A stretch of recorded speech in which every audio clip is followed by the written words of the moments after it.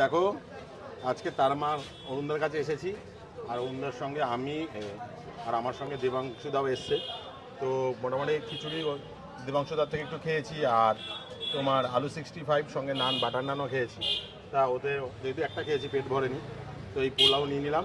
এটা নাকি তুমি বলছিলে শেষের দিকে ছিল বলছিলে, শেষের দিকে ছিল বলছিলে, তো শেষের দিকে তুমি এতগুলো পেলে কি করে? না, আমি কুড়িয়ে বাজিয়ে নিয়ে নিয়েছি। সব নিয়ে নিয়েছো? হাড়ি শেষ? যা, কেমন লাগছে অরিন্দু? দাদা একটু আগে তুমি দেখিয়েছো যে টেস্টি খাবার হাত দিয়ে খেতে হয়। একদম টেস্টি খাবার হাত দিয়ে খাচ্ছি। টেস্টি খাবার, দেশি খাবার হাত দিয়ে না খেলে মজা নেই। পনির টনির শেষ, আমি আবার আলু 65 নিয়েছি। এটা কিন্তু ভালো হয়েছে, এই আলু খেলাম। তুমি একবার খেয়ে দেখতে দাদা। আমি খেয়েছি আলু